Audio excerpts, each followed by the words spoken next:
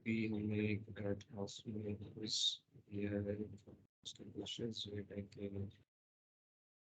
Powerful सबसे बड़ा papers में क्वालिटी कैसे डिटरमिन होती है तो मीडिएटर मॉडरेटर में क्या फर्क है तो हम रिसर्च कर रहे हैं तो बुक अपन इंटरनेट क्विज है तो फिर भी क्लास में उसको अटेम्प्ट कर रही है और उसके बाद क्वेश्चन रिस्पॉन्स देखेंगे उन्होंने क्या किया उससे क्या गलती है कितनी जो है कर सकते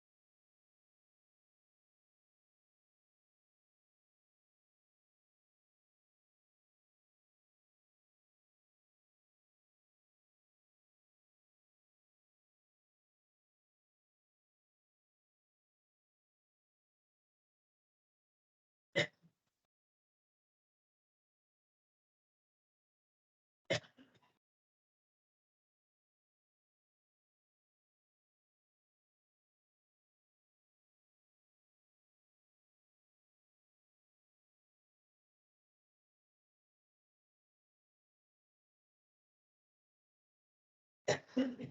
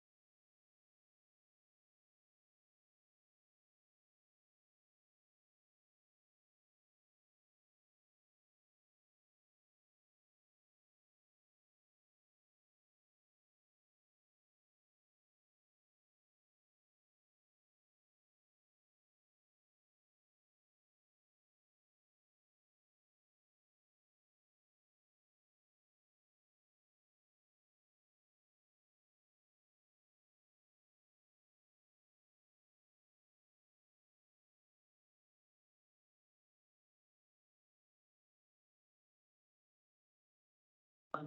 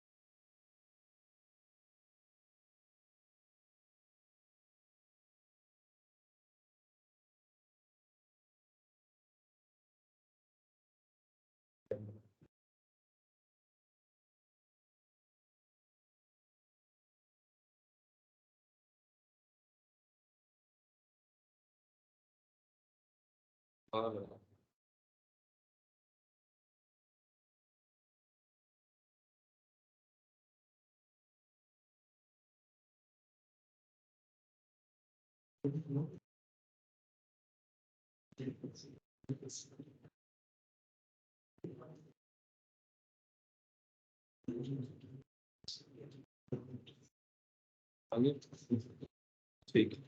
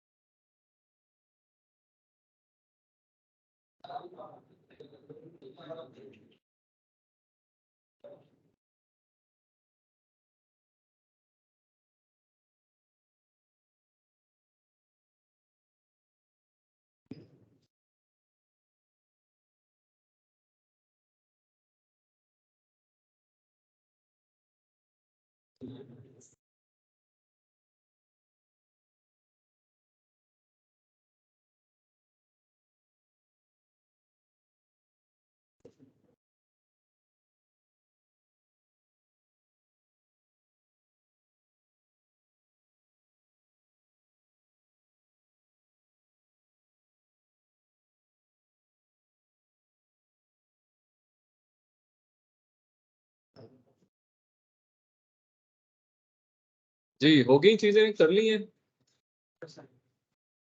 ये सिर्फ उसमें से कट पेस्ट नहीं करना, समझना भी है। मैं तो आपसे भी डिस्कस करूंगा, तो यू शुड अंडरस्टैंड कि क्या क्या पढ़ा है आपने। दिमाग को ब्लैंक नहीं होना चाहिए।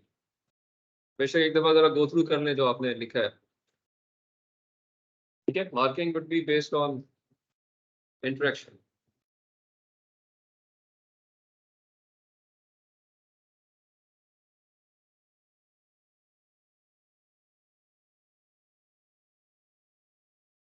क्वेश्चन में रिपीट कर देता हूँ। एक क्वेश्चन है कि मीडिएटर और मॉडरेटर का लफ्ज यूज होता है बहुत कॉमनली रिसर्च के अंदर, इनमें क्या फर्क होता है? आपके दिमाग में एक एक मिसाल क्लियर होनी चाहिए विद वेरिएबल्स कि ये वेरिएबल्स में इस तरीके से मीडिएटर प्लेस हो रहा है, इस वेरिएबल में इस तरह से मॉडरेटर प्लेस हो रहा है। ठीक है, विद एग्जांपल। दूसरा क्वेश्चन है कि रिसर्च पेपर्स आप लोग पढ़ रहे हैं, आपने डिसाइड कर लिया अपना टॉपिक, तो आपने अब रिसर्च पेपर्स शॉर्टलिस्ट करने हैं अपने टॉपिक के अंदर। कुछ पढ़ लिए, कुछ और भी शॉर्टलिस्ट कर रहे होंगे, तो अब उनमें क्या क्राइटेरिया आपको देखना चाहिए for selection of research papers, which should indicate that the papers which you have selected are in fact quality research papers, may it be from conferences or may it be from journals. I hope I explained the difference between conference and journals. ऐसा ही है, सबको clear है? अगर नहीं कोई class जिन्होंने attend नहीं की, they must see the previous lectures. I remember कि मैंने इन दोनों को क्लियरली एक्सप्लेन किया है, बट उसके अंदर क्वालिटी क्या होगी, कैसे होगी, वो मेरा सवाल आपसे कि इसको जरा एक्सप्लोर करें। लेट्स सी योर अंडरस्टैंडिंग कि आपने जो पढ़ा उससे आपको क्या समझ आई। Right, once you do it we will discuss it.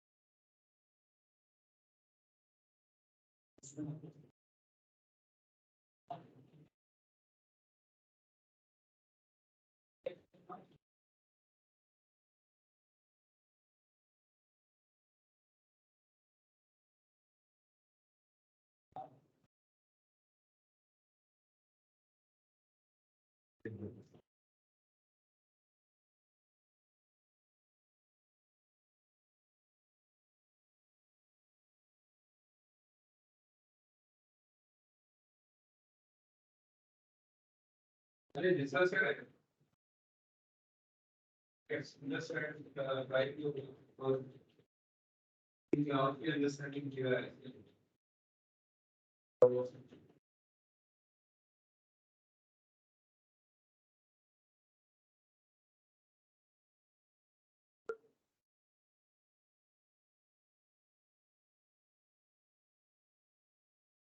आप सब ने पिछली दोनों क्लासेस ली हुई है या कोई ऐसा भी है जिसने क्लासेस अभी तक सर हमने या हमने ऑनलाइन पहली क्लास फिर उसकी की तो उस वीडियो देखी मैं वो कुछ नहीं वो सब देखी थी तो आप देखी थी और एक ही तो उसी क्लास में बिल्कुल हमने कंटिन्यू क्लास इसके पहले दफा स्टार्ट में आपको वीडियो देखी तो वीडियो देखी आपने कुछ लिमिटेड एक्सपीरियंस ख्याल रख सही हो और कोई देखिए हमने देखिए पिछले दोनों लेक्चर देखिए और आज क्लास में आप आए और सबने देख लिया है किसी का अपने पार्टी तरीका लेक्चर नहीं देखा बाकी सबने देख लिया और सेकेंडली सबने जो है वो अपना टॉपिक जो है प्रेजेंट कर दिया Yes, anybody who has yet not present, all they need to do is 0 marks. Last class, yeah, good day. After second class, anybody else who has yet not present, आपने नहीं किया, आपने नहीं किया, आपने नहीं किया, तो आप क्लास में ऑनलाइन लेक्चर में नहीं थे आप आपके आपने प्रेजेंट नहीं किया, तैयार नहीं आपने तैयार नहीं और कोई बाकी सबने प्रेजेंट कर दिया तो आप 3 आज कितना टॉपिक में प्रेजेंट करेंगे 1 2 3 आपने कर दिए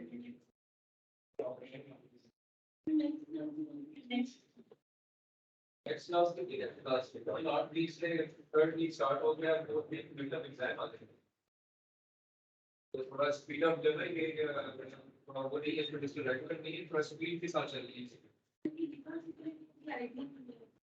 वीडियो आज ही बात डेवलप करेंगे बट टाइम आज मैं आपको बोल दूंगा आइडिया को तो आज अपने टॉपिक को बनाने करेंगे और आज करेंगे तो डिसाइड करना शुरू करते हैं सुपरवाइजर सबने सिलेक्ट कर ली है किसने नहीं किया जब आपने इनसे पढ़ा वही आपको सोचने से कुछ क्वेश्चन होगा तो वही तरह सोच ठीक है ओके तो थोड़ा सा बैकग्राउंड बता दो मैं वो क्लियर हो गया कि किस तरीके से आप चल रहे हैं जिस तरह से मैंने पहले भी पूरी तरह किए गए जो सब्जेक्ट है इसकी रिक्वायरमेंट है कि आप सब ने एक रिसर्च प्रपोजल लिखना है और उस रिसर्च प्रपोजल को प्रेजेंट करना है एटलीस्ट ट्वाइस सी सेमेस्टर एक मेंटल के आसपास और एक एंटर के आसपास रेडी टू स्पीकिंग लोग जिसने ठीक प्रेजेंट किया along with all the requirements जो क्लास में हमने पढ़ी वो पास होगा जिसने नहीं प्रेजेंट किया वो पास नहीं होगा एंड देयर आर इंस्टेंसेस दिमाग आपके सामने वो जो रीड कर रहे हैं बिकॉज़ ऑफ दिस और वो प्रेजेंट और अभी भी इसे प्रेजेंट नहीं किया इसको अपना नहीं है लेकिन बात इसकी बनती है तो और उस मकसद के लिए चाहे आप थीसिस कर रहे हैं या आप थीसिस नहीं कर रहे हैं दोनों केसेस में सब्जेक्ट की रिक्वायरमेंट ये है आपके प्रपोजल की डॉक्यूमेंट को तैयार करने में या और उसकी प्रेजेंटेशन देने में मैं आपको असिस्ट करूंगा इंटरेक्ट करूंगा ये सेशन रखने इंटरेक्शन सेशन है इसमें जो आपके डाउट्स हैं मैं कुछ चीज़ें आपको बताऊंगा और कुछ चीज़ें आपसे मैं खुद पूछूंगा जहाँ आपसे कुछ बात होंगे वो हम क्लियर करेंगे और आपके साथ साथ चीज़ें करते जाना है जस्ट अ रिमाइंडर कि सब्जेक्ट के 3 हिस्से हैं. One is the reading part. आपने जब रिसर्च करनी होती है तो कुछ पढ़ना होता है. अब पढ़ना कहाँ से होता है? आपने बड़ा डिटेल में क्लास में डिस्कस किया था कि फॉर्मल रिसर्च में जो जो आपके पास चीजें पढ़नी है आपने वो आपने पब्लिश रिसर्च पेपर्स से पढ़नी है. अपने ख्यालात को नहीं सोच लेना या अपने हॉल के अंदर या साइलों के अंदर या अपने कमरे के अंदर कोई चीज डिसाइड नहीं कर लेनी है. हर चीज जो आपने सोचनी है, लिखनी है, पढ़नी है वो किसी रिसर्च पेपर से इंस्पायर्ड होनी चाहिए. ये बातें मैंने पहले लेक्चर में की थी. मे भी रिकॉर्ड कुछ चीजें नहीं हो पाई क्योंकि डेफिनेटली क्लास में और रिकॉर्डिंग में कुछ ना कुछ डिफरेंस या गैप आ जाते हैं because of number of reasons. कभी इंटरनेट नहीं चल रहा होता है या कभी कोई और प्रॉब्लम है, कभी सॉफ्टवेयर इश्यूज है. इसलिए मैं इंकरेज करता हूँ कि क्लास में आप आए और क्लास के अंदर जो इंटरेक्शन है उसकी वैल्यू ज़्यादा है. ऑनलाइन कोई भी चीज़ देख सकें बट आई स्टिल ट्राई कि कुछ ना कुछ रिकॉर्ड भी हो रीजनेबल ताकि उसको आप वहाँ से भी कुछ चीज़ें जो नहीं आ पा रहे क्लास में या जो डिस्टेंस लर्नर्स हैं स्पेशली उनको कुछ ना कुछ चीज़ मिल जाए. लेकिन ये याद रखें कि रिसर्च होती है इंटरेक्शन से, रिमोटली नहीं होती. तो ये डिस्टेंस लर्निंग की फैसिलिटी दी गई है इस मकसद के लिए कि जो लोग बेचारे बहुत मजबूर हैं, कहीं दूर हैं और किसी वजह से वो नहीं आ सकते तो मजबूरी की हालत में कुछ 70% कंटेंट उन तक पहुंच जाए बट 30% फिर भी क्लास में रह जाता है. इसलिए कोशिश करनी है कि क्लास के सारे आए, टाइम पे आए, टाइम पे जाएं. ठीक है. थर्ड वीक 5 वीक्स और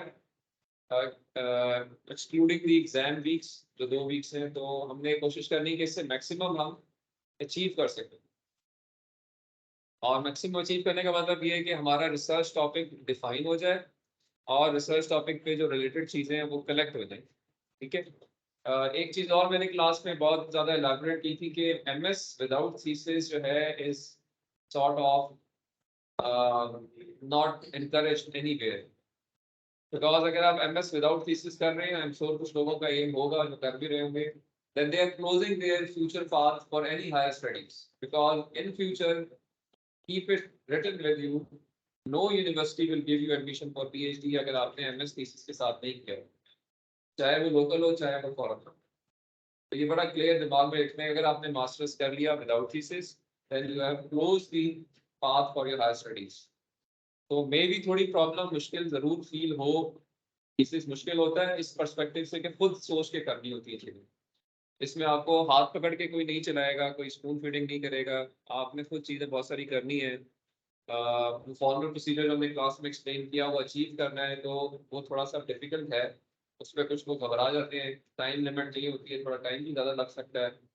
लेकिन उसका एडवांटेज फ्यूचरिस्टिक पर्सपेक्टिव से ज़रूर है. उसको ज़रूर वेट कर लें. इससे पेशतर के स्टेज पे डिसाइड करें आप, क्योंकि ज़िंदगी का कोई पता नहीं होता. कोई रास्ता किसी वक्त भी खुल सकता है, किसी वक्त भी बंद हो सकता है. अपने रास्ते ज़िंदगी में खुद कभी भी बंद नहीं करने चाहिए. ठीक है. जानबूझ के कभी नहीं करने चाहिए. हमेशा हर रास्ता खुला रखें, हर रिश्ता खुला रखें. कोई पता नहीं किससे किस वक्त क्या काम पड़ जाए, किससे क्या और किस तरह की मजबूरी आ जाए. You never know.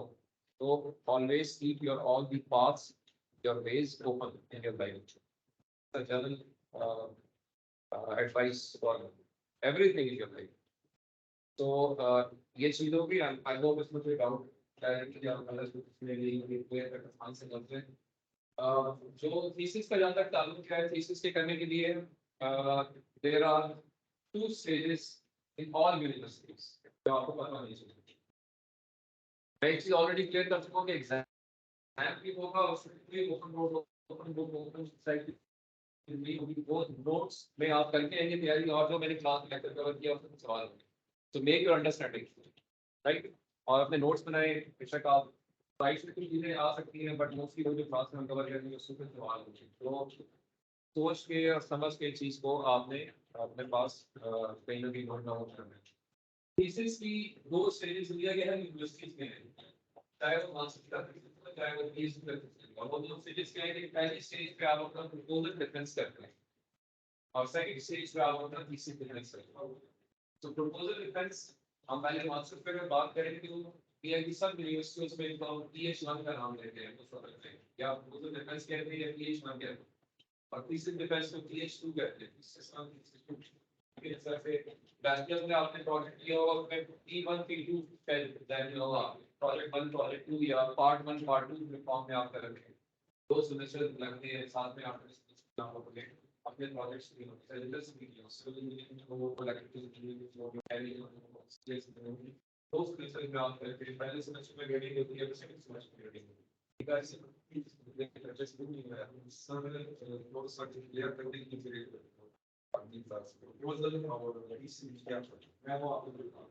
प्रपोजल जैसा मेरे पास दो स्टेजेस होगी थीसिस की हम मास्टर्स में आ जाते हैं मास्टर्स के अंदर दो स्टेजेस होती हैं एक stage is proposal proposal difference का मतलब ये है कि the student will first prepare the proposal और कैसे प्रिपेयर करेंगे हम उसका एक डॉक्यूमेंट लिखेंगे कुछ लिखेगा उसके अंदर कुछ चीजें कवर करेंगे और फिर उसको जब लिखेगा तो उसको इसके फाइनल को देगा वो उसको उस फॉर्म में कट करेंगे और अगर वो ठीक है एज पर रिक्वायरमेंट है तो आपकी प्रेजेंटेशन होगी इसमें आपके प्रपोजल को आपने डिसाइड करना होगा ठीक है this will give you grading for the PH1 P6 जब आपका प्रपोजल क्लियर हो जाएगा then you go on to P6 proposal में होता क्या है प्रपोजल जैसे नाम कह रहे हैं it's something it's a proposal it's आप ये कहना चाह रहे हैं कि एक काम मैं करना चाह रहा हूँ इस तरीके से आपने वो किया कि आप सिर्फ बताना चाह रहे हैं कि ये मेरी मेथोडोलॉजी होगी टू डू अ टास्क और इसका हमने क्लास में बताया था कि क्या टास्क होगा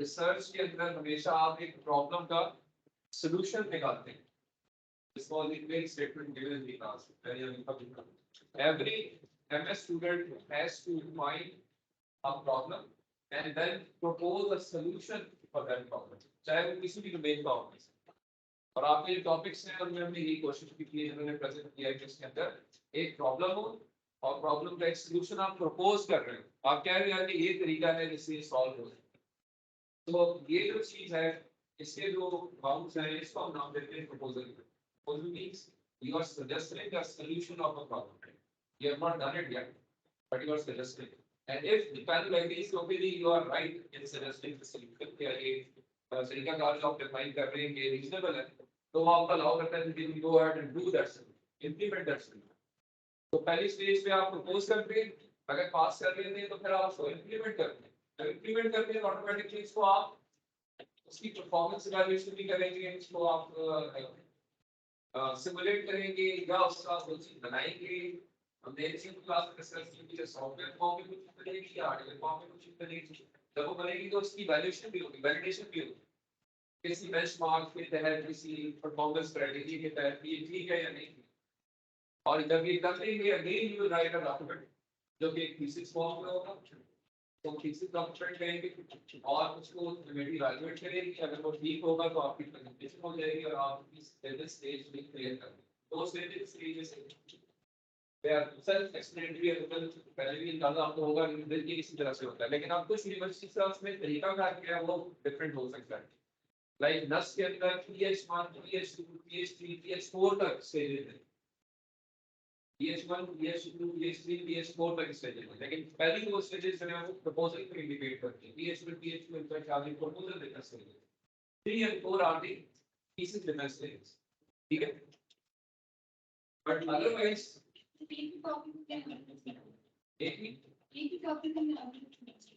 एक ही टॉपिक बिल्कुल ऐसे टॉपिक पे ही होता है जो आप प्रपोज करते हैं उसको इंप्लीमेंट करते हैं उसके लिए तो आपने प्रॉपर आइडेंटिफाई किया इन सारे ने प्रॉपर आइडेंटिफाई कर दिया आपने present teach but you will also identify problem related to your degree अगर आप सीएस के तो सीएस का प्रॉब्लम है सिविल इंजीनियरिंग में मास्टर्स कर रहे हैं तो सिविल इंजीनियरिंग का प्रॉब्लम है अगर आप इलेक्ट्रिकल इंजीनियरिंग में मास्टर्स कर रहे हैं तो इलेक्ट्रिकल इंजीनियरिंग का प्रॉब्लम आइडेंटिफाई हो गया नाउ प्रपोज अ सॉल्यूशन इस सॉल्व करने का ये तरीका हो सकता है तेजी से प्रपोजल उसके लिए इस सेमेस्टर में नहीं ठीक है जो हमारी इस सब्जेक्ट की रिक्वायरमेंट है वो ये है कि आपने पहली स्टेज कंप्लीट करनी है प्रपोजल फाइनलाइज करने का प्रपोजल डॉक्यूमेंट फाइनलाइज करने के लिए और उसकी प्रेजेंटेशन के लिए इससे आप सब्सिक्वेंटली कर सकते हैं इनफैक्ट अगर आपने प्रपोजल ठीक कर लिया आइडिया ठीक डिफाइन कर लिया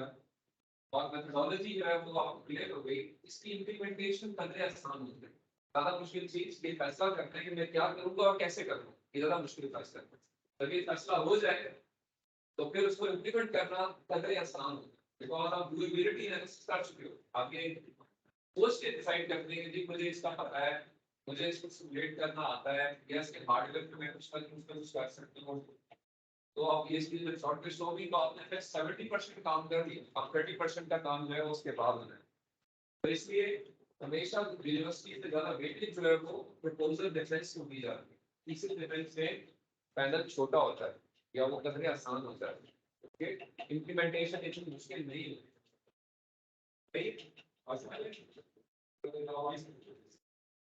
तो अब हम थोड़ा सा कहते हैं कि आपसे आप इस यूनिवर्सिटी में मास्टर्स कर रहे हैं तो आपको यहाँ चाहिए TS1 TS2 की क्लैरिटी होनी चाहिए, कैसे TS1 TS2 यहाँ पे प्लान किया था, ठीक है। तो ये याद रखिए जी कि TS1 TS2 जो है, पहले हम आते हैं TS1 के ऊपर।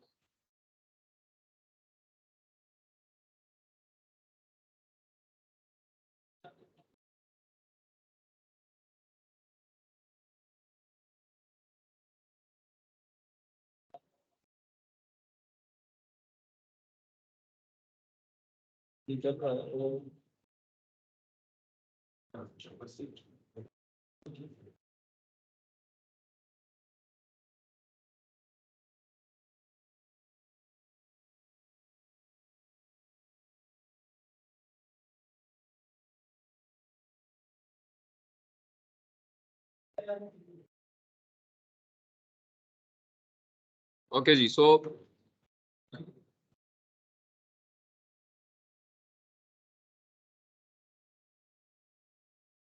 TH1 विजिबल है जी।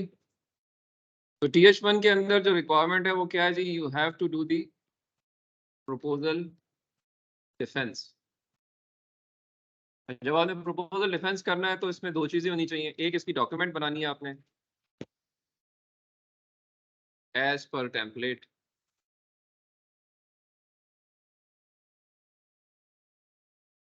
और एक इसकी आपने प्रेजेंटेशन देनी है to a panel,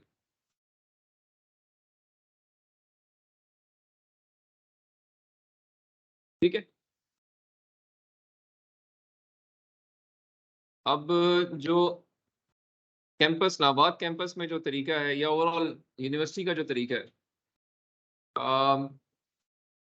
in fact there are 3 campuses of university for your information. There is one in Islamabad, second in Peshawar, and third in Ras Al Khaimah.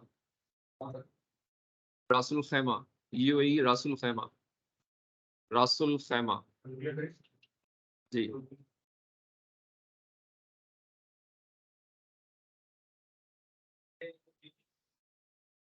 UAE में तो 3 कैंपसेस हैं और 3 कैंपसेस में अलग अलग जो है वो डिफेंसेस होने चाहिए एज पर अंडरस्टैंडिंग। अच्छा, ये अगर क्लियर है आगे चलते हैं हम।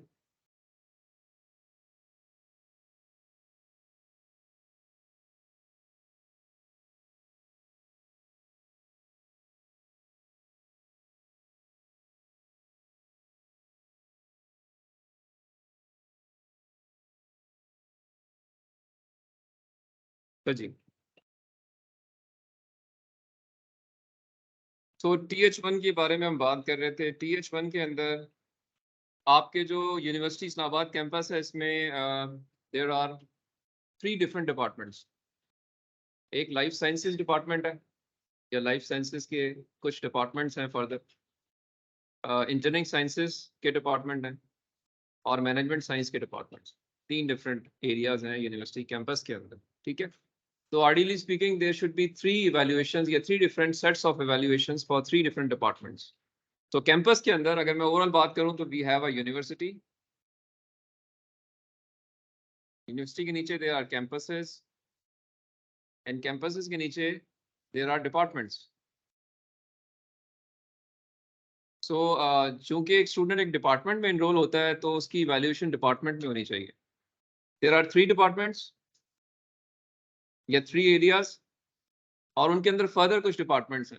एरियाज 3 है, we have the life sciences, we have the engineering sciences, and we have the management sciences.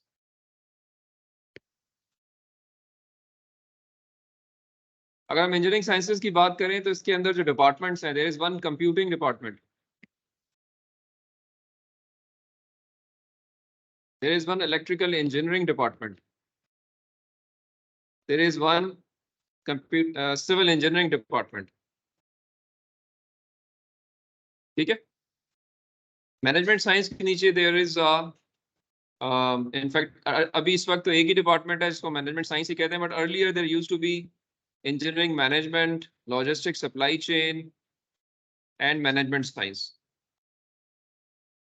But इन सब को इस वक्त एक डिपार्टमेंट के अंदर ही हैंडल किया जा रहा है जिसको हम मैनेजमेंट साइंस डिपार्टमेंट कहते हैं। ठीक है, तो I hope this make sense. Okay, so जो इवैल्यूएशन होती है प्रपोजल्स की, उसके लिए जो कमेटी यहाँ पे यूनिवर्सिटी में, उसको हम नाम देते हैं ईसीपी का। ECP stands for evaluation committee for proposals.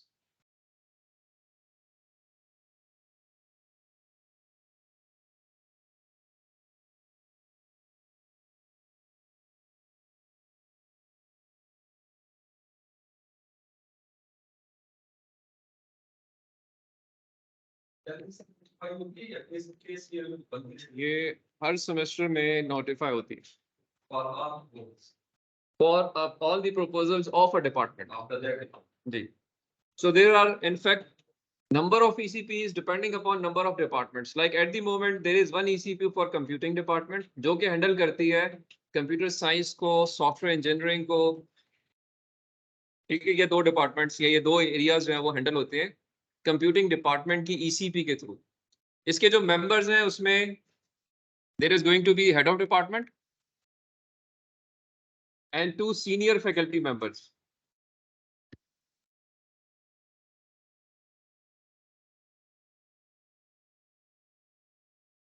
ECP की composition में head of department heads it with 2 senior faculty members, and there is an ECP chair, एक chair भी करता है, which may be any senior faculty member, maybe head of campus, maybe HOD himself, but there are 4 members. One is the HOD, 2 are the faculty members, and one is ECP chair who chairs it and manages it overall. जी, 4 हो जाए। ठीक है, तो ECP आपकी department wise बनती है। Computing department की ECP अलग होगी जो कि CS और सॉफ्टवेयर इंजीनियरिंग को डील करेगी। इलेक्ट्रिकल डिपार्टमेंट की ECP सेपरेट होगी जो कि इलेक्ट्रिकल इंजीनियरिंग के प्रपोजल्स को देखेगी। सिविल इंजीनियरिंग की ECP अलग बनेगी जो कि सिविल इंजीनियरिंग की प्रपोजल्स को वेट करेगी।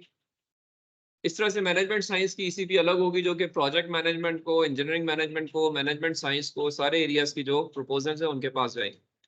सिमिलर वे पे लाइफ साइंसेस का जो डिपार्टमेंट है उसमें बायोकेमिस्ट्री है, माइक्रोबायोलॉजी है, उस वक्त आप लोग उससे ताल्लुक नहीं है आपका, तो उनकी भी ECPs अलग से सेपरेट फॉर्मुलेट होती हैं उनके डिपार्टमेंट वाइज। लाइक उनमें फार्मेसी का डिपार्टमेंट भी है, माइक्रोबायोलॉजी का डिपार्टमेंट भी है, बायोकेमिस्ट्री का डिपार्टमेंट भी है, तो वो अकॉर्डिंगली इन 3 जगहों पे अलग अलग अपनी ECPs बनाते हैं।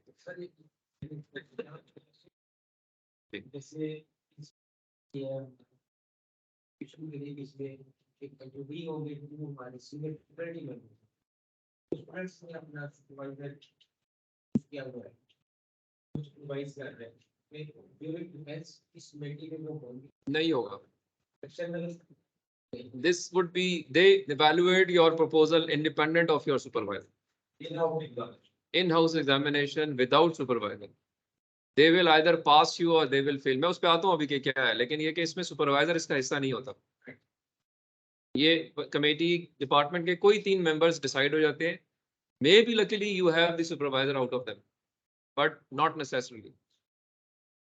ठीक है, supervisor is not part of ECP. They have their own weightage and they evaluate, और आपको मिनिमम 60% पासिंग मार्क्स लेने होते हैं एज पर देयर ओन। उनके पास एक फॉर्म होता है, ये उसे फिल करते हैं आपकी प्रेजेंटेशन और आपकी डॉक्यूमेंट को देखते हुए और आपसे क्वेश्चन आंसर करते हैं। मैं अभी इस पर आता हूँ कि वो क्या उसकी टाइमलाइंस क्या है। एक चीज इसकी रिक्वायरमेंट नहीं है, ये सिर्फ प्रपोजल है। ECP में आता हूँ उस पर, अभी तो हम ECP की बात कर रहे हैं। ECP is the first stage, department level defence है ये, जो कि आपका डिपार्टमेंट लेता है, जिसमें एक एचओडी और 2 फैकल्टी मेंबर्स होते हैं और चेयर होती है सर, ठीक है। मैं बताता हूँ, वो भी हम जब इस पे आते हैं पहले हम कंपोजिशन देख लें, फिर हम डिफेंस प्रोसीजर चेक करते हैं कि वो किस तरीके से टाइमलाइंस फॉलो करते हैं, कितने चांसेस देते हैं आपको, उस पर मैं भी बात करता हूँ। आई hope this make sense. Campuses के अंदर डिपार्टमेंट्स हैं, डिपार्टमेंट्स के अंदर ईसीपी फॉर्मुलेट होती है, जिनका ऑफिस ऑर्डर होता है बाय दी डीन ऑफिस और एग्जाम ऑफिस, जो कि आपकी नॉमिनेट करता है जी डिपार्टमेंट में ये ईसीपी होगी सेमेस्टर की, राइट। टाइमलाइंस पे आते हैं, ECP is the first stage. तो ईसीपी डिपार्टमेंट वाइज बन गई।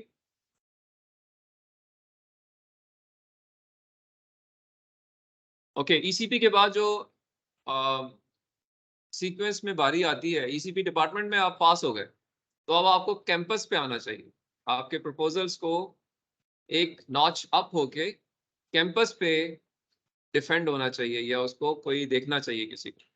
तो जो कैंपस लेवल कमेटी है उसका नाम है जीएससी, ग्रेजुएट स्टडीज कमेटी। ये कैंपस लेवल कमेटी है।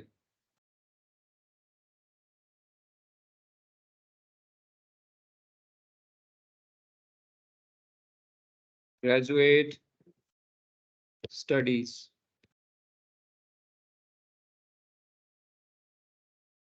Committee.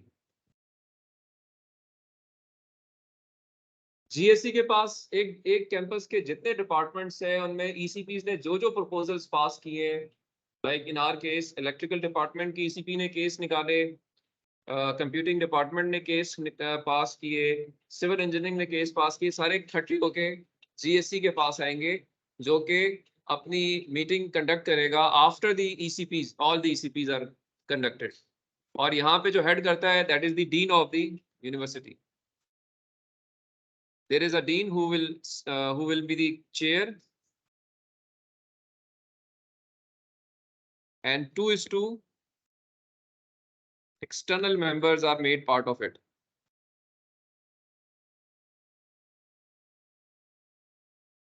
Each HOD is also here along with one senior faculty member.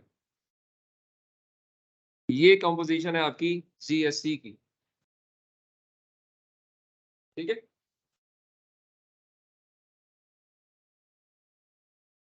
यहाँ पे जितने डिपार्टमेंट्स थे सबके एचओडी इधर आके बैठेंगे उस मीटिंग में,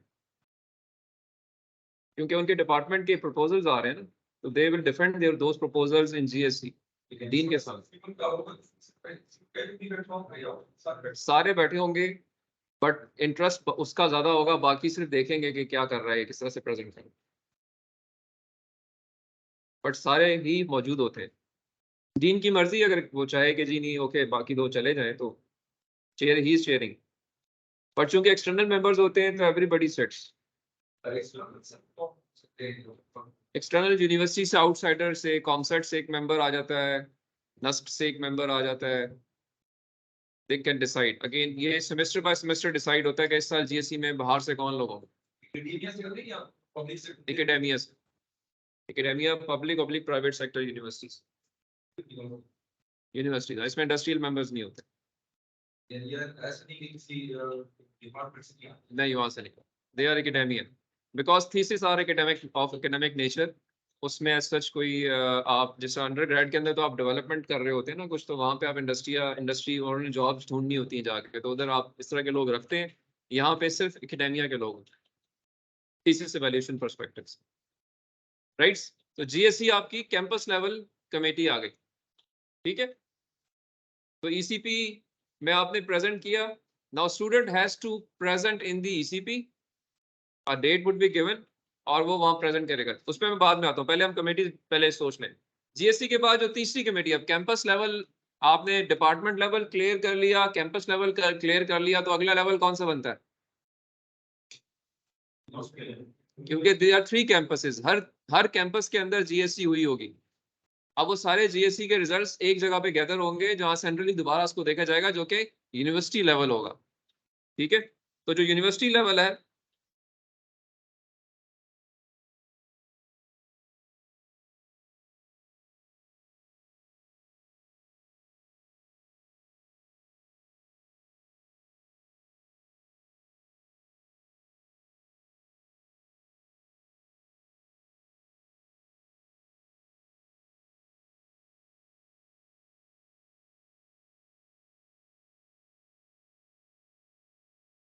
यूनिवर्सिटी लेवल पे जो कमेटी है उसका नाम है GSRMC, which stands for Graduate Studies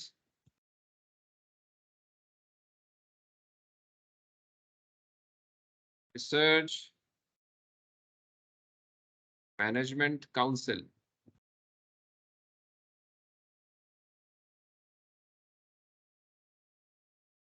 It is chaired by the Vice Chancellor with all the deans present, oblique head of campuses.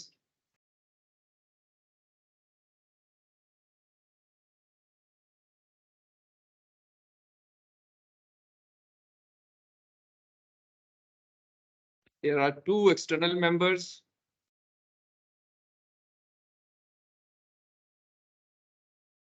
Each HOD is available.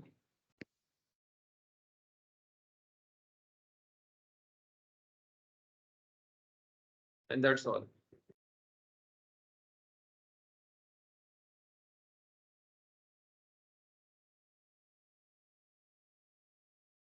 Sir वो जो इससे पहले जो कैंपस से कमिटीज की एक्सप्लेनेशन होते हैं या नहीं, अच्छा इसके लिए वो काम नहीं करते वो कैंपसेस नॉमिनेट करते हैं, ये यूनिवर्सिटी लेवल पे नॉमिनेट होती है।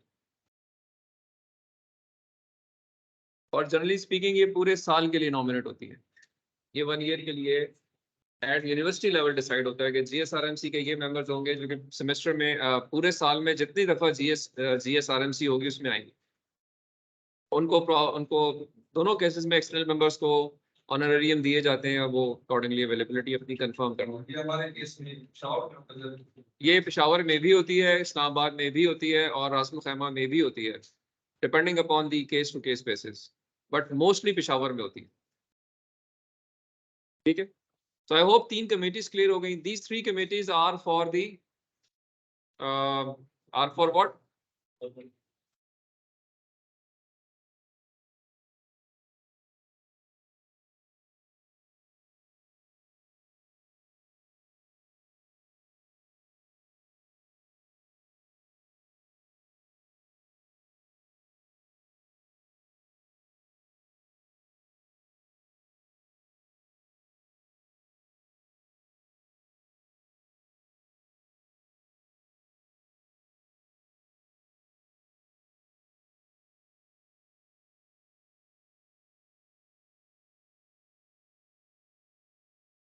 ठीक है जी। सो एक कमेटी आपने डिपार्टमेंट लेवल पे बनाई, इसका नाम क्या था जी?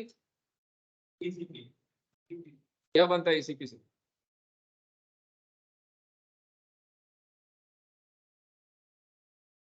बनता क्या है ECP से? ECP से क्या बनता है? For proposals. दूसरी कमेटी कैंपस लेवल है, उसका क्या नाम है? पहले तो मुझे एक दफा दोबारा अपने नाम रिपीट करवा दें जरा। निशान, अशर, शाहिद साहब, मुशाहिद, अबू बकर, सलमान, निशान, अली रजा, हमजा रहमान, वलीद साहब, जवाद।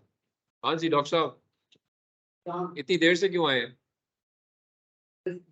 सुल्तान थे आप, इसलिए आपने कहा मेरी मर्जी जब जाऊं।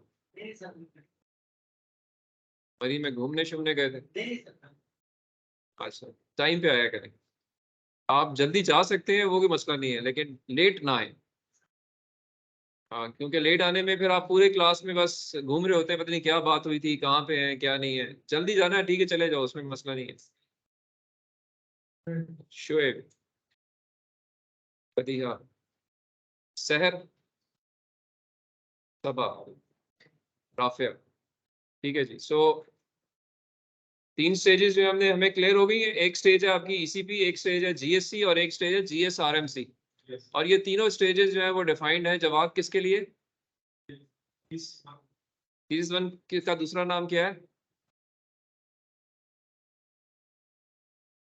प्रपोजल के लिए, बिल्कुल। जो आपने अपना आइडिया दिया और आइडिया के जो आपने कहा मैं इस तरीके से करूंगा, उसके लिए ये कमेटीज बनी हुई हैं, जो कि एक सेमेस्टर में आप जब TH1 एनरोल करते हैं। अब आते हैं टाइमलाइंस के ऊपर। तो इन तीनों कमेटीज ने आपका प्रपोजल पास करना है, इसके बाद बारी आएगी TH2 की। अभी TH2 की कमेटी पे मैं नहीं आ रहा हूँ। TH2 इनमें कोई बॉडी जो है वो TH2 को नहीं देखती, ठीक है। अभी हम TH1 या थीसिस 1 या प्रपोजल की बात कर रहे हैं जिसपे आप लोग काम कर रहे हैं। तो इस प्रपोजल के लिए ये 3 डिफरेंट कमेटीज उसको इवेलुएट करेंगी, ठीक है। और इसमें अगर आप गौर करें तो कहीं पे भी आपका सुपरवाइजर नहीं है।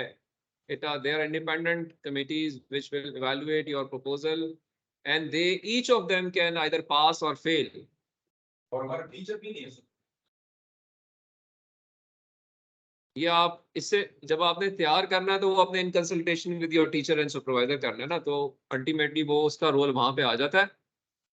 और चूंकि मैंने भी TH2 नहीं बताया, वो वहां पे आएगा दोबारा। TH आपका सुपरवाइजर जो है इस वक्त तक नहीं है सुपरवाइजर, ठीक है। बट वो अपने HOD को क्लियर करेगा कि ये मैं जो आपकी ECP में है वहां पे वो ही मे बिकम अ पार्ट, वो आ सकता है वहां पे, कंपल्सरी नहीं है, बट ही कैन और she can be there to assist you in your defence.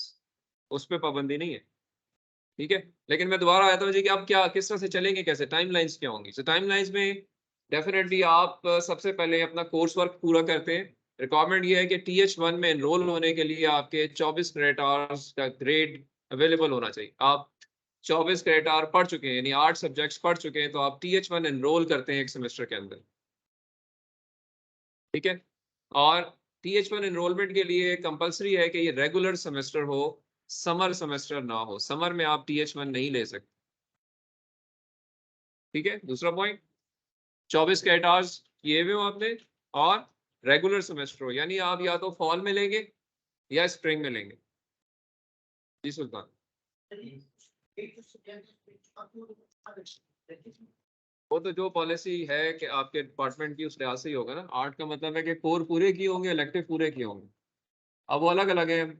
CS में कम कोर है, या शायद 2 या 3 कोर्स हैं, 4 कोर्स हैं। इलेक्ट्रिकल इंजीनियरिंग में 3 कोर हैं, प्रोजेक्ट मैनेजमेंट में 5 कोर हैं, सिविल इंजीनियरिंग में 3 कोर है। मुझे नहीं मालूम, वो आपको अपने डिपार्टमेंट की तरफ से पता है कि आपने कितने कोर्स सब्जेक्ट्स करने हैं, कितने इलेक्टिव्स करने हैं, बट वो 8 के अंदर कवर होंगे।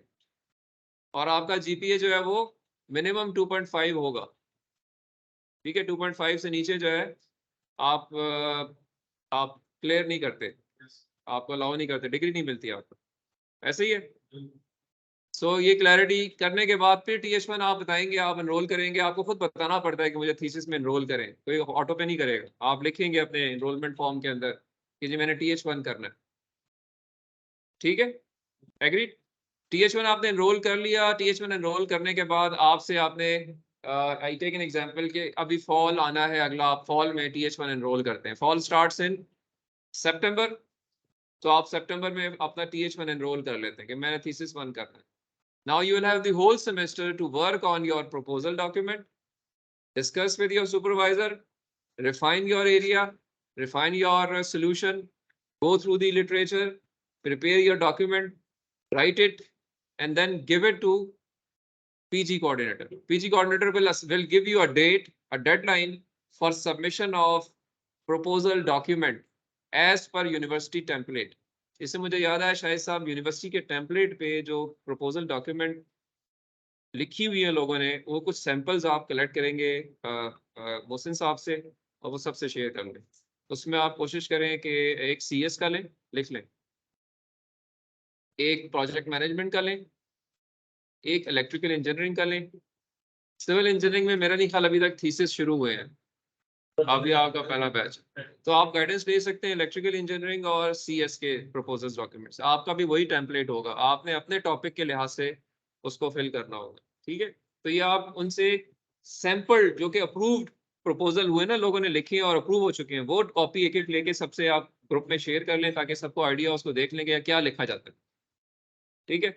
यूनिवर्सिटी का टेम्पलेट क्या है और उसमें क्या चीजें फिल करनी है, और आपने भी इस कोर्स के लिए भी उसी को फिल करना है। मैं भी उसी डॉक्यूमेंट पे ग्रेड करूंगा आपको, ठीक है। और सबसे शेयर करने आप सबको मिल जाए जो आपके ग्रुप के अंदर रजिस्टर्ड लोग हैं।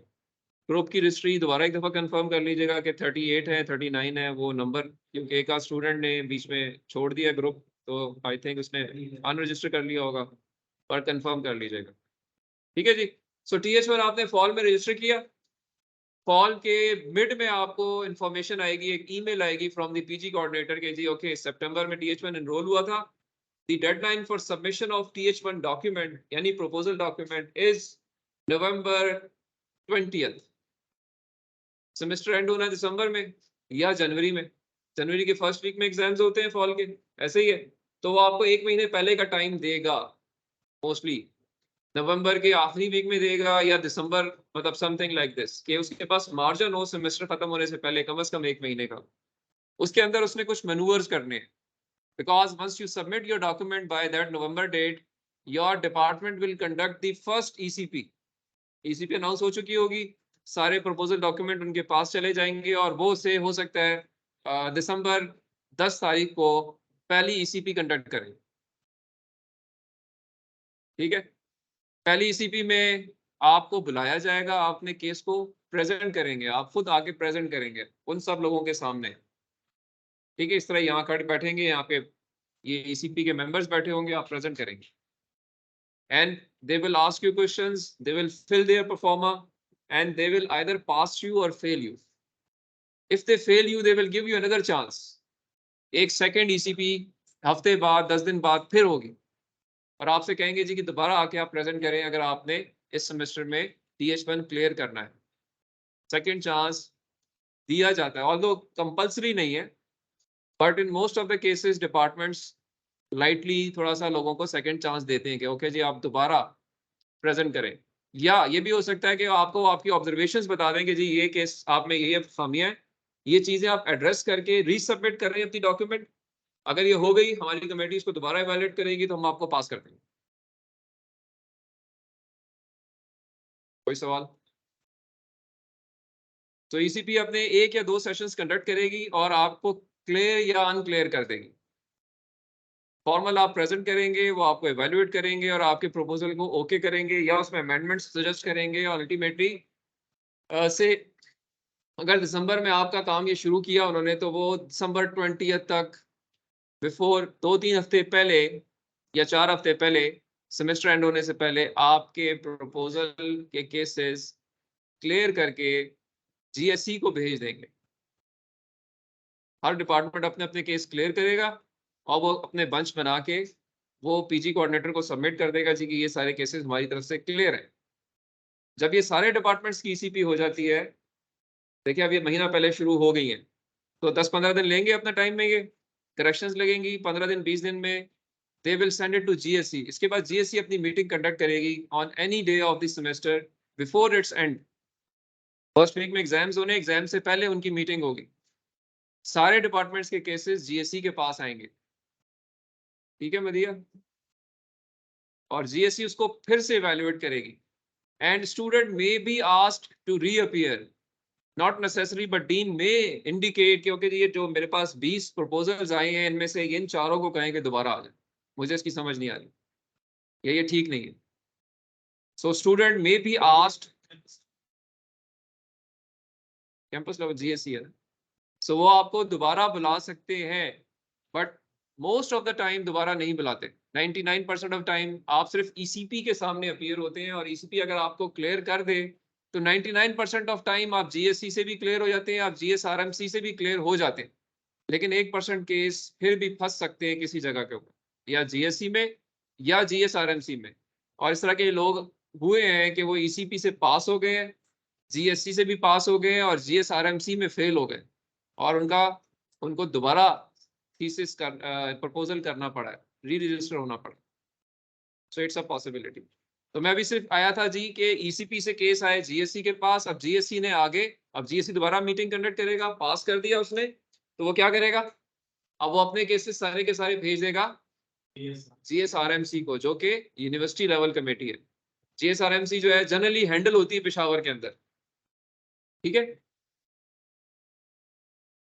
तो पेशावर में इस्लामाबाद केसेस के कैंपस के केसेस आ जाएंगे जिसमें यहाँ के सारे डिपार्टमेंट्स के केसेस होंगे या 1-2 के होंगे, जिनके भी होंगे। इस तरह से पेशावर कैंपस की अपनी एक GSE हुई होगी, उनके केसेस भी आ जाएंगे। इस तरह से अगर UAE में GSE हुई है तो उनके केसेस भी आ जाएंगे। अब ये तीनों केसेस कंबाइन करके VC अपनी मीटिंग कॉल करेगा again before the end of semester और maybe during exam week और 1 वीक आफ्टर एग्जाम वीक, ताकि उसी सेमेस्टर में वो कंक्लूड हो जाए और वहां पे फाइनली सारे केसेस दोबारा प्रेजेंट होंगे। जैसा मैंने कमेटी बताई, इसको आपके एचओडीज डिफेंड करेंगे आपके केसेस को। वहां पे हर केस डिस्कस होता है, एचओडीज डिफेंड करते हैं कि जी ओके शाहिद साहब का केस इसने ये करना चाह रहा है, ये है, ये है, ये है। और सवाल जवाब होते हैं एचओडी से कि जी क्यों पास किया, क्या मसले मसाइल ठीक था, नहीं, अगर नहीं ठीक है इनको बताया जाता है कि ठीक नहीं है, ये दोबारा करवाएं इससे आप, या कहेंगे ठीक है। अल्टीमेटली जीएसआरएमसी फाइनली अपने मिनट्स इशू करता है, जिसमें वो जो पास केसेस हैं उनके नाम लिखे होते हैं, और जो अमेंडमेंट केसेस हैं उनके नाम लिखे होते हैं, जो फेल केसेस हैं उनके नाम लिखे, और वो वापस ट्रैवल करता हुआ कैंपस तक आ जाता है। और फिर कैंपस उसमें कंसर्न स्टूडेंट्स को बताती है कि जी आपका TH1 क्लियर हो गया है या आपका TH1 क्लियर नहीं हुआ। अगर क्लियर हो गया है तो आप सब्सिक्वेंट सेमेस्टर में TH2 में एनरोल होते हैं। अगर नहीं हुआ तो आपसे कहते हैं जी आप फेल हो गए, दोबारा TH1 एनरोल करें, you are failed. I hope this sequence is clear now. अच्छा, TH1 का एक जो इसमें क्वेश्चन है, GSE और GSRMC का बाजू का स्टूडेंट्स को पता भी नहीं चलता, बिकॉज वो एक पैसिव मोड में दोनों मीटिंग्स होती हैं। अगर आपने ECP में डिफेंड कर लिया और पास कर लिया, सेटिस्फाई कर लिया, तो मोस्ट ऑफ द टाइम आपका केस क्लियर हो जाएगा। इसलिए आपको नहीं बताया जाएगा कि आपका क्या इशू है, बस सिर्फ कहेंगे जी आप एनरोल कर लें, अब TH2 में आप क्लियर हो गए, ठीक है। लेकिन अगर कोई इस तरह का इशू जनरेट होता है तो फिर इन्फॉर्म उस स्पेसिफिक स्टूडेंट को किया जाता है कि जी आपका केस जो है वो क्लियर नहीं हुआ, आप दोबारा रजिस्टर करें, ठीक है। हम सब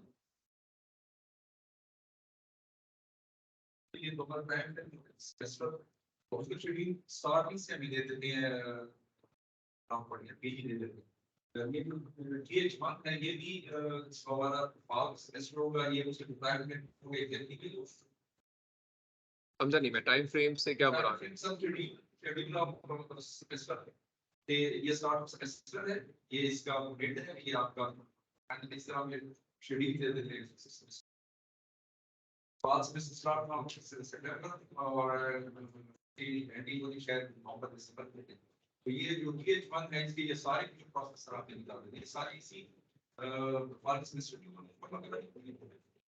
इसके लिए अलग से कोई स्केड्यूल इशू नहीं होता, ये आप और पीजी कोऑर्डिनेटर इन टच होते हैं, वो आपको मेल्स पे कांटेक्ट करता है। आपको पता है मैं TH1 में एनरोल हो गया हूँ, now it's your responsibility to get in touch with your supervisor, with your PG coordinator, क्योंकि इसमें बाकी लोग इन्वॉल्व नहीं है, कुछ सेट ऑफ लोग हैं, उनके साथ कोऑर्डिनेशन होगा। ये इसका जो सेमेस्टर एंड होगा तो हमारा जो TH1 है ये भी इससे भी एंड हो जाएगा जी ऐसे फेल हो जाएगी आप जी ऐसे ही उसी सेमेस्टर में क्लोज होगा TH1। अगर आप पास करेंगे तो सब्सिक्वेंटली TH2 में आप ऑटोमेटिकली रजिस्टर हो जाएंगे, अगर आप पास और नेक्स्ट रेगुलर सेमेस्टर में, ठीक है। उसमें अब आपसे TH2 के लिए पूछा नहीं जाएगा कि आपको रजिस्टर करें कि ना करें, क्योंकि अंडरस्टैंडिंग है कि आप थीसिस करना चाह रहे हैं, TH1 आपने कर लिया, पास हो गया, तो ऑटोमेटिकली आपको TH2 में रजिस्टर कर लेंगे। अगर आपने सब्सिक्वेंट सेमेस्टर में TH2 में आके कहा जी कि मुझे रजिस्टर ना करें, मैंने कहीं जाना है, तो फिर TH1 फेल हो जाएगा, because then you have to redo everything automatically. TH1 की आपने बतानी है, TH2 जो है वो कोई आपसे नहीं पूछेगा, सही है, ठीक है जी। तबाह ऑल क्लियर? सुल्तान साहब क्या कर रहे हैं, क्या कर रहे हैं? ये तो मिस हो गया, इसमें 0 है आपका, भी छोड़ दें, आप लेट आए। अभी आप उसके अलावा जो हम डिस्कस कर रहे थे उस पर बताएं, क्या बात हुई अभी थोड़ी देर पहले हमने क्या कहा है, TH1 कब क्लोज होता है?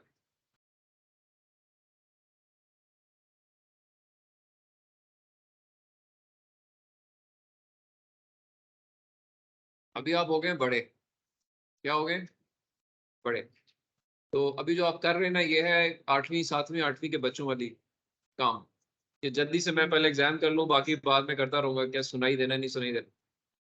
तो जो क्लास में बताया जा रहा है उसको फोकस करो, इसकी इंपॉर्टेंस नहीं है इसमें, ठीक है। कुछ तुम्हें ना सुना है ना तुम्हें समझ आई है, मैं इतनी देर से बात कर रहा हूँ लेकिन फायदा नहीं हुआ, तो इसको सुने, एग्जाम इसमें से आएगा, ये क्वेश्चन आएगा आपका पेपर में, मैं पूछूंगा ये सवाल, फिर क्या करोगे? ना तुमने नोट्स बनाए हैं ना तुम्हें पता है, हो सकता है अभी क्विज भी लूँ मैं थोड़ी देर में, सेकंड क्विज लूँ, आप साथ साथ रहें, जो हो गया उसको छोड़ दें। अच्छा जी, ठीक है, ऑल क्लियर, ये चीज क्लियर हो गई है, TH1 की स्टेजेस भी क्लियर हो गई, टाइमलाइंस भी क्लियर हो गई, राइट? अब आ जाते हैं थीसिस 2 के ऊपर, जिसको हम कहते हैं फाइनल थीसिस डिफेंस। सो जिस तरह मैंने कहा कि आपने एक रेगुलर सेमेस्टर में TH1 किया, स्टेजेस क्लियर करके आपने by the end of semester वो क्लोज हो गया, आप पास हो गए। अगर आप पास हो गए तो ऑटोमेटिकली अगले सेमेस्टर जो रेगुलर है, नॉट समर, रेगुलर सेमेस्टर में आपको ऑटो के ऊपर TH2 में रजिस्टर कर लिया जाएगा, क्योंकि ये एक सीक्वेंशियल प्रोसेस है। प्रपोजल जो है वो ये नहीं है कि आप प्रपोजल डिफेंस करके साल बैठ जाएंगे, जी बस अब मैं वेट करूंगा, मेरी कमिटमेंट निकल आई है, मैं बाद में TH2 करूंगा, नहीं, because then that topic gets obsolete. तो अगर आपने ये डिसाइड किया अपने तौर पे कि जी मैं बाद में करना चाहूंगा, then automatically TH1 will fail, then you again have to reappear for TH1 whenever you decide कि मैंने पूरा थीसिस करना है। एक चीज ये क्लियर हो गई?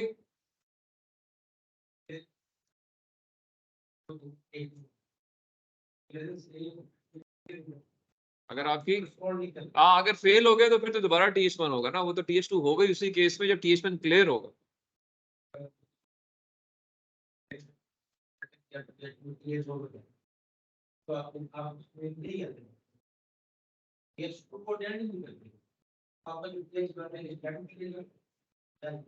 फेल हो जाएगा, फेल हो जाएगा, फेल हो जाएगा। हाँ। देखें, आप TH2 में एनरोल हो चुके होंगे, अब आप TH2 को चलाते रहते हैं, आप आते ही नहीं है, अब आप ठीक है, लेकिन जब भी आएंगे TH2 का डिफेंस ही देंगे आप। अब उसमें आप एक सेमेस्टर लेते हैं, 2 लेते हैं, 3 लेते हैं, 4 लेते हैं, 4 साल का टाइम है आपके पास, आप चलाते रहें। चारों सेमेस्टर में आप अपनी जो कंटिन्यूएशन फीस है वो पे करते रहेंगे, ब्रेक नहीं ला सकते, कंटिन्यूएशन फीस देते रहे आप, पे आप चलते रहे।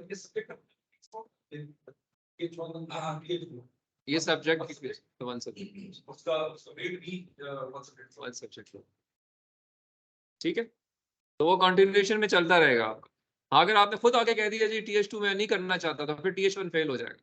अगर नहीं बताया तो आप रजिस्टर है, आप कंटिन्यूएशन में चलते रहे, आपको टाइम ज्यादा लग रहा है, वो अलाउड है, कोई मसला नहीं है। आप 2 सेमेस्टर ले, 3 ले, 2 साल ले लें आप उसके अंदर, nobody will stop you from, लेकिन फीस देनी पड़ेगी।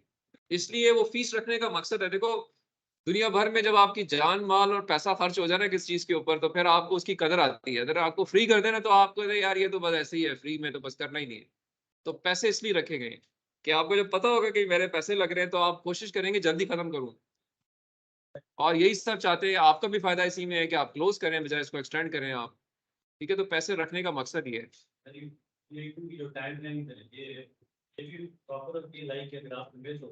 TH2 की टाइमिंग कोई नहीं, मैं उस पर भी आ रहा हूँ ना। देखिए TH2 मैंने अभी कहा कि आप TH2 में रजिस्टर हो गए, अब TH2 का टाइम है आपकी डिग्री के कंप्लीशन तक। 4 साल की डिग्री आपकी है, आप चाहते हैं कि जी आपने पहले 2 साल में TH1 क्लियर कर लिया और अब आपका 2 साल आगे मौजूद है, TH2 आपका रजिस्टर हो गया है, अब आप करना शुरू कर दें काम। आइडियली स्पीकिंग आप विद इन 1 सेमेस्टर TH2 कर लेंगे अगर आप वाकई कंसिस्टेंट है। तो आपने से फॉल में TH1 क्लियर किया, स्प्रिंग में TH2 रजिस्टर हो गया आपका ऑटो पे, और by the end of spring आप कहेंगे जी ये मेरी डॉक्यूमेंट है, मैं डिफेंस करना चाहता हूँ। और आपकी TH2 में जो डिफेंस लिया जाएगा उसको हम थीसिस डिफेंस कहते हैं। उसके अंदर टोटल 3 मेंबर्स होते हैं, एक आपका सुपरवाइजर होता है, ठीक है, मैं इधर लिख भी देता हूँ।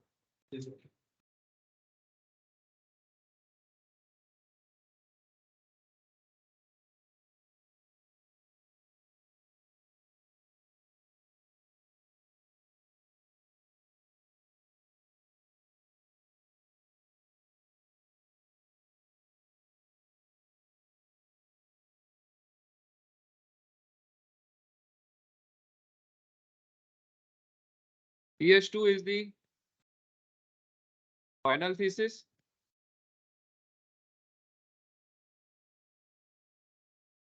and is taken by 3 members.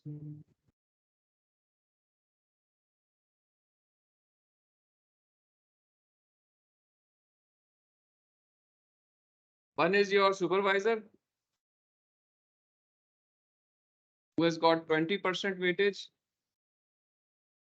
One is the external member and one is the internal member. Both have 40% weightage.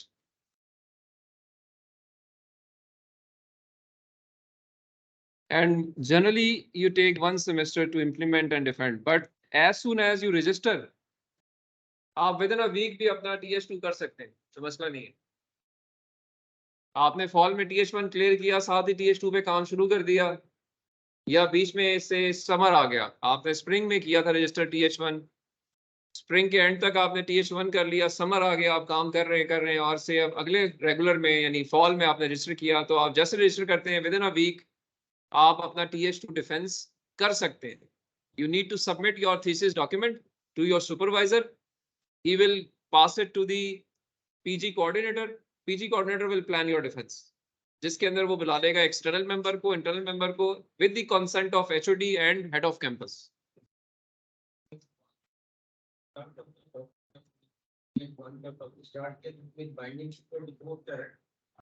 Ji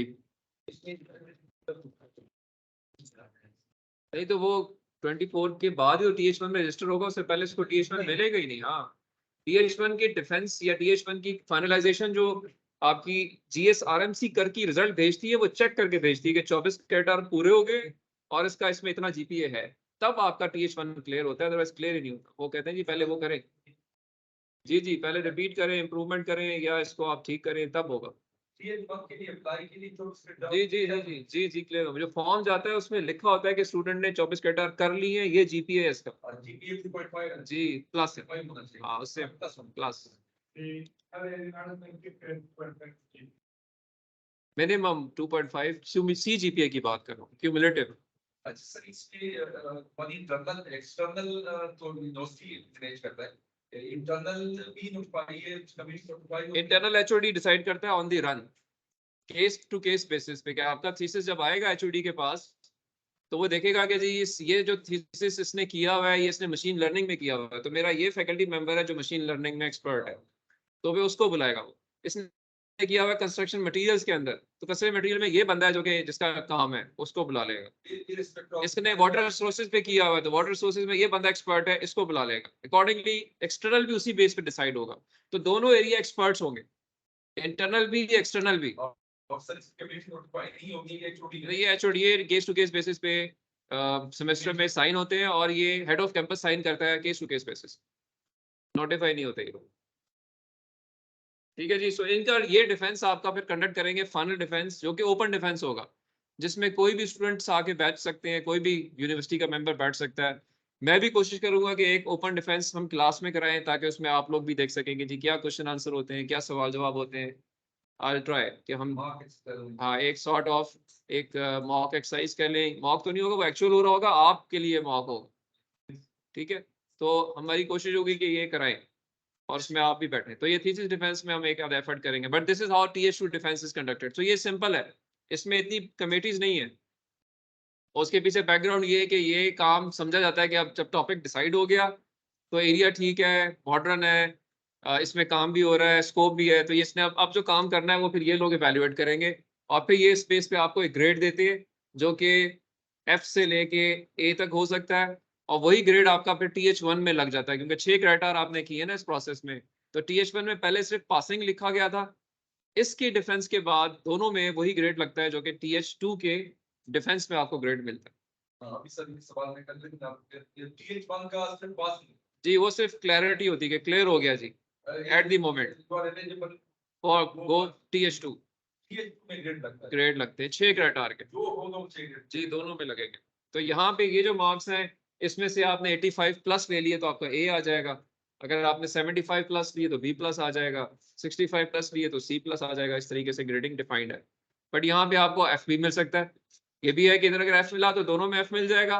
and then if you have time limit, अगर आपके पास 4 साल का टाइम पीरियड नहीं हुआ, आप यहाँ फेल हो गए, तो आप फिर कोर्स वर्क पे जा सकते हैं, 2 कोर्स एक्स्ट्रा करें और अपनी degree clear during 4 years, has to be during 4 years, otherwise degree फिर तो वॉश आउट हो. मतलब ये तो टाइम मैनेजमेंट आपने करनी है ना, कि जी मैं अपनी इसको भी इंटैक्ट रखूं टाइम के लिहाज से, और टाइम 4 साल पूरा ना हो, या तो मैं डिफेंस इतना पहले करूं कि अगर इसमें फेल भी हो जाता हूं तो 1 सेमेस्टर का मार्जिन हो मेरे पास.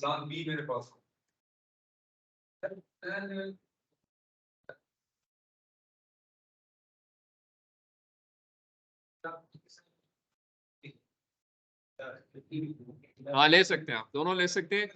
जब तक आप अनाउंस नहीं करते, खुद डिग्री अप्लाई नहीं करते, आप इवन 15 कोर्स कर लें, कोई बड़ी नोबडी विल स्टॉप यू। आपके ट्रांसक्रिप्ट में 15, 20, 25 any number of courses can appear. वो तो मिनिमम 10 कोर्सेज है ना, बट कोर्सेज तो कितने भी कर सकते हैं आप, और आप जब तक डिग्री अप्लाई नहीं करेंगे आप थीसिस कर सकते हैं। सबको एक तरफ मैंने आपके एरिया ऑफ स्पेशलाइजेशन बढ़ जाएगा, पढ़ जाए। दूसरी तरफ अगर आप कोर्स पे नंबर कम है तो आपकी सीपीए वर्कआउट होगी तो सारे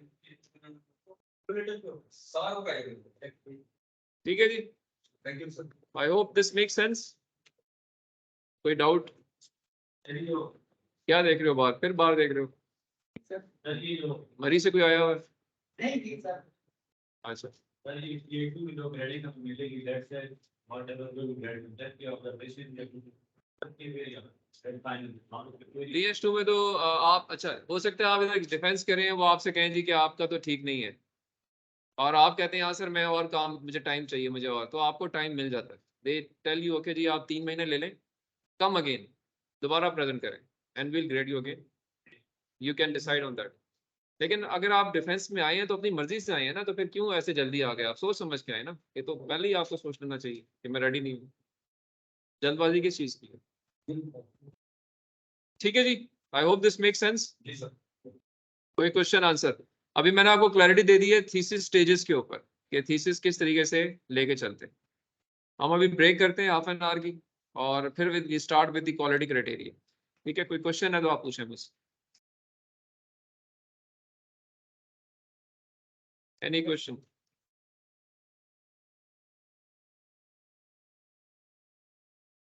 डेफिनेटली थ्रू आउट वही चलेगा ना, सुपरवाइजर चेंज तो नहीं करेंगे आप। DH1 की डॉक्यूमेंट पहली दफा वही क्लियर करके आगे भेजेगा, लेकिन आगे फिर दूसरे लोग चेंज में आ जाएंगे, फिर TH2 में वो बैठेगा खुद।